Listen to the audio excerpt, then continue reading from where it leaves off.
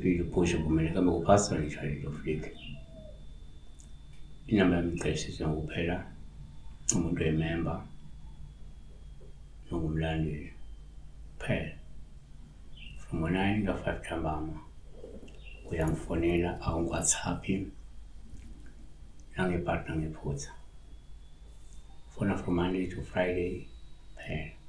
Saturday, Sunday sibheke uLozi Magazi 5073 kunjani mkhulu ngicela ukubuza ngiphuphele ngisethuneni lakho kwami kodwa sekubekho omunye umuntu phezu kwakhe.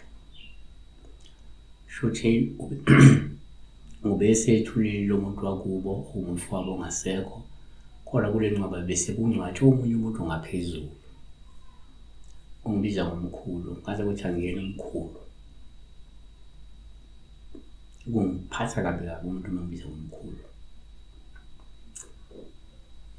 Nake singakusho ngokuphupha, yenze kuphuphe into injoba injalo, yenze kuphuphe into ewuphawu.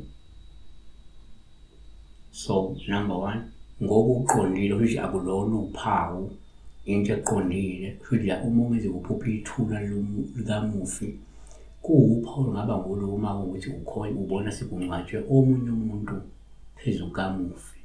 Ngoba lokho kungasho ukuthi kungenzeka uyakhonjiswa ukuthi kumele livakashele ithuna likamufi niyobheka isimo ngoba kungenzeka kukhona umuntu ofihlwe lapha noma kunesidingo somuntu esesifihlwe lapha ingcwabeni likamufi ngenxa yokuthi kufishwa umkhondo. Ngaba abantu abangabulela umuntu qede bahambe begijime bemngcwabe phekwethuna ukuze kufihleke umkhondo, yabona.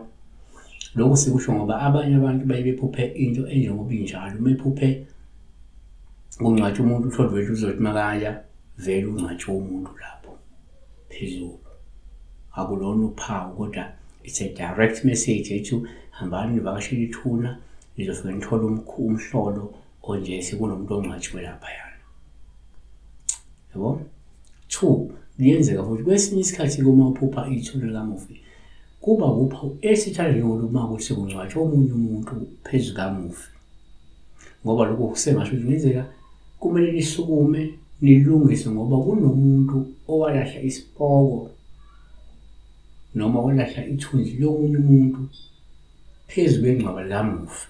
Lokho kungenza ukuthi ngenxa yokuthi kukwalahlwa isipoko noma walahla into eyithunzi bese kubonakala ngathi sekungcwatshwa omunye umuntu lapha kunaleli thunzi noma unalesi sipoko esesingcwatshwe lapha yana esilahlwe lapha kulela thuna.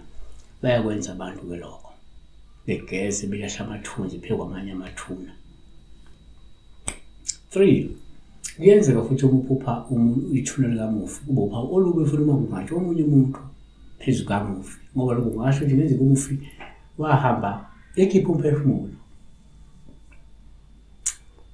kodwa wazange agezwe ahlanjululwe noma ngesikhathi esaphila akazange ahlambuluke ukuthi wabulala umuntu ukuze agezwe. So bese ngesikhathi nimngcwaba senibona ngathi hawu sebababili abantu kunomunye umuntu ongaphezulu emva umufi wahamba analeli cala ukuthi akahlanjululanga ngenxa yokuthi umphefumulo noma-ke wathula wangahlambuluka ukuthi unomuntu akambulala, yabona. Yilolu lwazi enginalo mina. Uma kukhona okunye bangavela siyabonga.